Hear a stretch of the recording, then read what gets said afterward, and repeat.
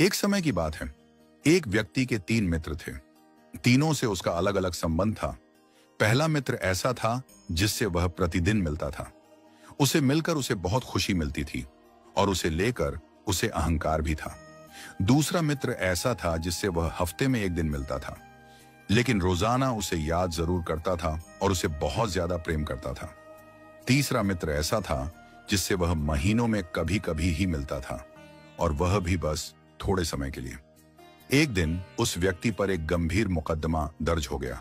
वकील ने कहा, मुकदमा बहुत कठिन है, तुम्हें कोई ऐसा गवाह तैयार करना होगा जो अदालत में जाकर कहे कि वह तुम्हें जानता है और वह मानता है कि आरोप गलत है।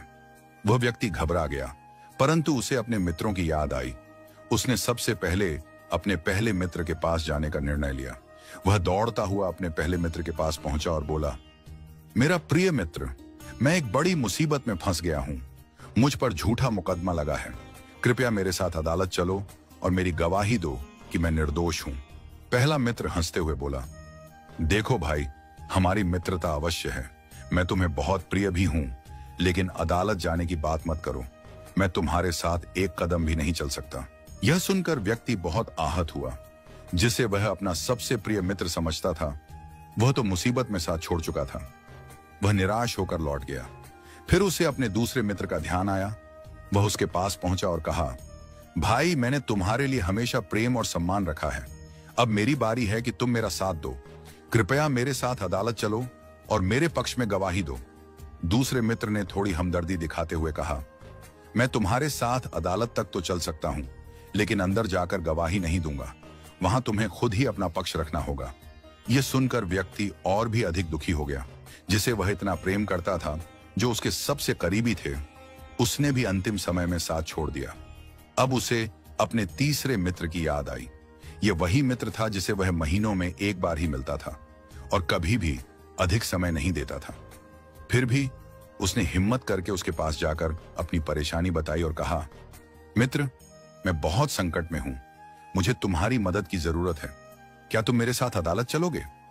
तीसरा मित्र मुस्कुराया और बोला, मैं न केवल तेरे साथ अदालत चलूंगा, बल्कि तेरे लिए गवाही भी दूंगा, और मेरा दावा है कि यह मुकदमा खत्म हो जाएगा और तू बरी हो जाएगा। यह सुनकर व्यक्ति आश्चर्यचकित और भावुक हो गया। जिसे उसने सबसे कम महत्व दिया था, वही मित्र सबसे अधिक सहारा बनकर सामने आया। पहला मित्र है धन, संपत्ति, भवन, भूमि, जिनके लिए मनुष्य रात दिन मेहनत करता है और अपने जीवन को इसी में लगा देता है, लेकिन जब कठिन समय आता है तो ये सब छोड़कर चले जाते हैं। दूसरा मित्र है परिवार, पत्नी, बच्चे, भाई बहन, जिनके लिए मनुष्य हर कष्ट सहता है।